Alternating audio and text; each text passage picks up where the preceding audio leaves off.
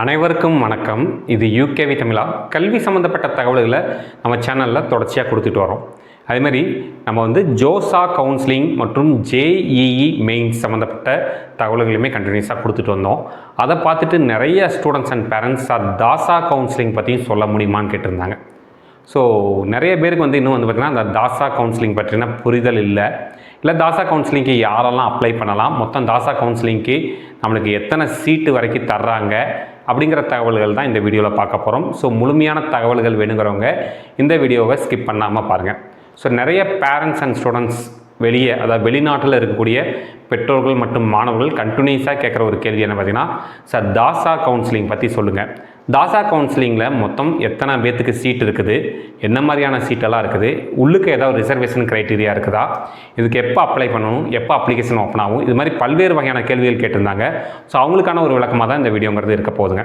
So Tasa counselling முதல்ல தாசா அப்படின்னா என்னென்னு பார்த்தீங்கன்னா, direct admissions of students in abroad.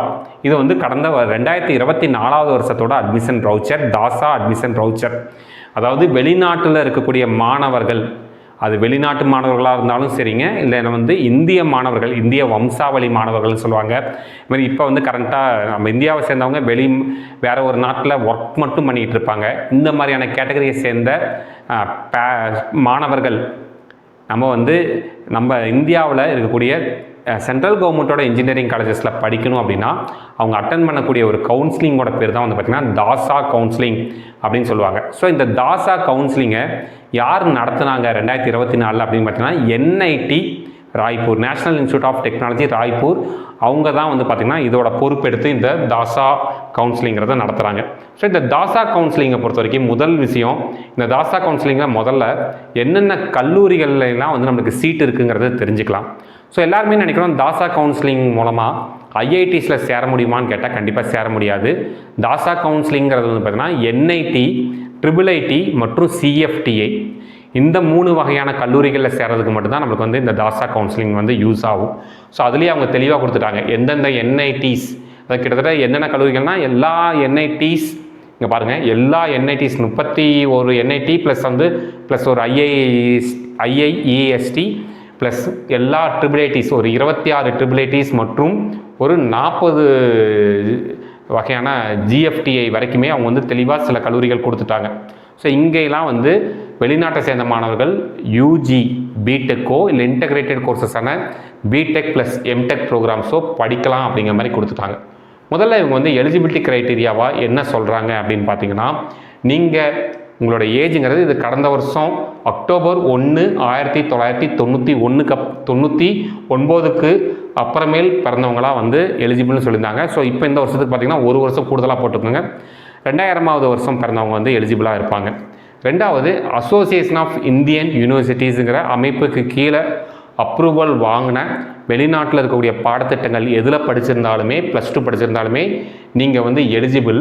இதில் போன வருஷம் 2023, 24 படித்தவங்க மட்டும்தான் எலிஜிபிள்னு சொல்லியிருக்காங்க. ஸோ இந்த வருஷம் 2024 மற்றும் 2025 அகாடமிக் இயர் 2024 to 2025 அகாடமிக் இயரில் படித்த ஸ்டூடெண்ட்ஸ் மட்டும் தான் எலிஜிபிள்னு உங்களுக்கு இப்போ மாற்றுவாங்க. ரெண்டாவது விஷயம், என்னென்ன சப்ஜெக்ட்ஸ் படிச்சிருக்கணும் கம்பல்சரி அப்படின்னு பார்த்தீங்கன்னா, நீங்கள் 12th ஸ்டாண்டர்டில் அவங்க தெளிவாக சொல்லிட்டாங்க, இன்ஜினியரிங் படிக்கிறதுக்கு மேக்ஸ் கம்பல்சரி, ஃபிசிக்ஸ் கம்பல்சரி. ஆனால் 3rd சப்ஜெக்டாக நம்ம இங்கே கெமிஸ்ட்ரி கம்பல்சரியாக படிச்சுட்டு இருக்கோம். பட் இவங்களுக்கு என்ன சொல்லியிருக்காங்க பார்த்தீங்கன்னா, நீங்கள் கெமிஸ்ட்ரி படிச்சிருக்கலாம், பயோடெக்னாலஜி படிச்சிருக்கலாம், கம்ப்யூட்டர் சயின்ஸ் படிச்சிருக்கலாம், இல்லை பயாலஜி படிச்சிருக்கலாம். இந்த 4ல் ஏதாவது ஒரு சப்ஜெக்ட் படிச்சிருக்கணும். ப்ளஸ் இந்த 3 சப்ஜெக்டோட அக்ரிகேட் மார்க்குங்கிறது குறைஞ்சபட்சம் 75% ஆகும். அப்படின்னா சிஜிபிஏல 7.5 out of 10 அக்ரிகேட் மார்க்குங்கிறது இருக்கணும் அப்படிங்கிற மாதிரி சொல்லியிருக்கிறாங்க. அது கூட நீங்கள் கம்பல்சரி ஜேஇஇ மெயின்ஸ் எக்ஸாம் எழுதியிருக்கணும். ரெண்டாவது, ஆர்கிடெக்சர் பிஆர் கோர்ஸுக்கு மட்டும் இவங்க என்ன சொல்கிறாங்க பார்த்தீங்கன்னா, ஃபிசிக்ஸ், கெமிஸ்ட்ரி, மேக்ஸுங்கிறது கம்பல்சரி அப்படிங்கிற மாதிரி சொல்லியிருக்கிறாங்க. அதுபோக நம்மளுக்கு இந்த க்ரைட்டீரியாவில் முக்கியமாக ஒரு விஷயம் என்ன பார்க்குறாங்கன்னு பார்த்தீங்கன்னா, ரெசிடென்சியல் ரெக்யர்மெண்ட் என்ன கொடுத்துருக்காங்க, all foreign national studying in any country including, நீங்கள் வெளிநாட்டை சேர்ந்த மாணவர்கள் இந்தியாவில் படிச்சிருந்தாலும் சரி, இல்லை இந்தியன் நேஷ்னல்ஸ் ஸ்டடியிங் அப்ராடில் படித்தவங்களாக இருந்தாலும் சரி, கம்பல்சரி 11th and 12th படிச்சிருக்கணும். ரெண்டாவது என்ன கொடுக்குறாங்கன்னு பார்த்தீங்கன்னா, all Indian nationals shall be at least 2 years of education 11th and 12th படிச்சிருக்கணும் in a foreign country during the last 8 years and must pass the qualifying examination from அப்ராடுங்கிறது கொடுத்துருக்குறாங்க. ரெண்டாவது CIWG quota. சிஐடபிள்யூஜினா என்னென்னு பார்த்தீங்கன்னா children of Indian workers in Gulf countries. நம்ம இந்தியாவை சேர்ந்தவங்க நிறைய பேர் வந்து கல்ஃப் கண்ட்ரீஸில் ஒர்க் பண்ணுறாங்க. அப்போ நிறைய குடும்பங்கள் வந்து பார்த்திங்கன்னா கல்ஃப் கண்ட்ரீஸில் போய் தான் இருக்கிறாங்க. ஸோ அந்த குழந்தைங்களுக்கு இவங்க வந்து தனியாக ஒரு 5% வந்து கோட்டா தர்றாங்க. ஸோ மொத்தமாகவே இப்போ மொத்த ஐஐடிஸ், அதாவது ஐஐடியை விடுங்க, என்ஐடி ட்ரிபிலிட்டிஸ் அண்ட் சிஎஃப்டிஐயில் 15% சீட்ஸ் வந்து தாசாவுக்கு கொடுத்துருக்காங்க. அந்த தாசாவில் இருக்கக்கூடிய 15% சீட்ஸ்லையுமே இவங்க என்ன பண்ணுறாங்கன்னு பார்த்தீங்கன்னா 5% சீட்ஸ், அதாவது 1/3 சீட்ஸை வந்து என்ன பண்ணுறாங்கன்னு பார்த்தீங்கன்னா நம்மளுக்கு வந்து சிஐடபிள்யூஜி கேட்டகரிக்கு கொடுத்துட்றாங்க. அதாவது children of Indian workers in Gulf கண்ட்ரீஸ்க்கு கொடுத்துட்றாங்க. அவங்க வந்து ஒரு வருஷத்துக்கு டியூஷன் ஃபீஸாக 1,25,000 ரூபாய் கொடுக்கணும்னு சொல்லியிருக்காங்க. ஸோ சிஐடபிள்யூஜிக்கு வந்து என்னென்ன கண்ட்ரியில் ஒர்க் பண்ணுறவங்களாம் எலிஜிபிள்னு பார்த்தீங்கன்னா UAE, United Arab Emirates, Bahrain, Iran, Kuwait, Oman, Qatar and Saudi Arabia. இந்த நாட்டில் சேர்ந்தவங்க ஒர்க் பண்ணுறவங்க குழந்தைங்க எல்லாமே சிஐடபிள்யூஜியில் வந்து எலிஜிபிள் ஆகிறாங்க. ரெண்டாவது, நீங்கள் இந்த சிஐடபிள்யூஜி கோட்டாக்கு அப்ளை பண்ணணும்னா என்னென்ன டாக்குமெண்ட்ஸ்லாம் வேணுங்கிறதையும் கொடுத்துருக்குறாங்க. அதாவது பேரண்ட்டோட பாஸ்போர்ட், அவங்க யார் ஒர்க் பண்ணுறாங்க அவங்களோட பாஸ்போர்ட், பேரண்ட்ஸ் விசா இன்றைக்கி தேதி வரைக்கும், காப்பி ஆஃப் பேரண்ட்ஸ் ஒர்க் பர்மிட்டும் கொடுக்கணும். அதுபோக கம்பெனிலேருந்து ஒரு சர்டிஃபிகேட் வந்து கேட்குறாங்க. அதே மாதிரி இன்னும் சில விஷயங்கள் எல்லாமே கேட்டிருக்கிறாங்க. ஸோ இது எல்லாத்தையுமே வச்சு தான் நம்ம வந்து என்ன பண்ணணும் பார்த்தீங்கன்னா இந்த தாசாவுக்கு அப்ளை பண்ணணும், தாசா கவுன்சிலிங்க்கு அப்ளை பண்ணணும். ரெண்டாவது அதில் சிஐடபிள்யூஜி கோட்டா போகிறப்ப இந்த விஷயங்கள்லாம் ஃபாலோ பண்ணுறாங்க. ஸோ அட்மிஷன் வைஸ் வந்து பார்த்திங்கன்னா ஃபீஸுங்கிறது எவ்வளோ வருதுன்னு பார்த்திங்கன்னா இது ஃபார் ஃபஸ்ட்டு செமஸ்டருக்கு மட்டும் கொடுக்குறாங்க. ஸோ பர் செமஸ்டருங்கிற கணக்கு பார்த்தோம் அப்படிங்கிற பட்சத்தில் தாசாவில் சிஐடபிள்யூஜி கேட்டகரியில் வர்றாங்கன்னா ஒரு செமஸ்டருக்கு 62,500 ரூபா பே பண்ணணும். கிட்டத்தட்ட ஒரு வருஷத்துக்கு 1,25,000 ரூபா பே பண்ணுற மாதிரி இருக்கும். இதே வந்து இந்த தாசா கேட்டகரியில் நான் சார் கண்ட்ரீஸை சேர்ந்தவங்களோ இல்லை சார் கண்ட்ரீஸை சேர்ந்தவங்களோ படிக்கிறாங்கன்னா நான் சார் கண்ட்ரீஸில் சேர்ந்தவங்களுக்கு பர் செமஸ்டருக்கு $4,000 பே பண்ணணும். சார் கண்ட்ரீஸை சேர்ந்தவங்க $2,000 பே பண்ணணும்னு சொல்லியிருக்காங்க. ஸோ இதோட டீட்டெயில்ஸ் எல்லாமே உங்களோட இந்த அட்மிஷன் ப்ரௌச்சர்லேயே வந்து கொடுத்துருக்காங்க, யாரெல்லாம் வந்து ஜாயின் பண்ணலாம். மற்றபடி உங்களுடைய ஜேஇஇ மார்க்கை வச்சு மட்டும் தான் நம்மளுக்கு வந்து என்ன பண்ணுறாங்கன்னு பார்த்தீங்கன்னா சீட்ஸுங்கிறது தராங்க. லாஸ்ட் இயர் தாசா கவுன்சிலிங் பொறுத்த வரைக்கும் கிட்டத்தட்ட மொத்தமாக என்ஐடிஸ், ட்ரிபிள்ஐடிஸ் அண்ட் சிஎஃப்டிஎஸ் இதில் கிட்டத்தட்ட ஒரு 65 கல்லூரிகள் வரைக்கும் காமிச்சிருக்காங்க. கடந்த வருஷம் ஒரு 4000 சீட்டுகள் வந்து நம்மளுக்கு என்ன பண்ணியிருந்தாங்கன்னு பார்த்தீங்கன்னா தாசா கவுன்சிலிங்க்கு ஒதுக்கியிருந்தாங்க. இப்போ இந்த 4000 சீட்டில் நிறைய பேருக்கு இப்போ வந்து என்ஐடி திருச்சியில் ஜாயின் பண்ணணும்னு பார்த்தீங்கன்னா என்ஐடி திருச்சி பொறுத்த வரைக்கும் ஒரு டிபார்ட்மெண்ட்டுக்கு ஒரு 3 சீட்டோ 4 சீட்டோ மட்டும்தான் வந்து பார்த்திங்கன்னா பேஸ்ட் அப்பான் தி டிபார்ட்மெண்ட்ஸுங்கிறது அவங்க வந்து சீட்டுங்கிறத ஒதுக்கியிருந்தாங்க. ஸோ மிக குறைந்த சீட்ஸ் தான் வந்து பார்த்திங்கன்னா இந்த தாசா கவுன்சிலிங்கில் இருக்கும்.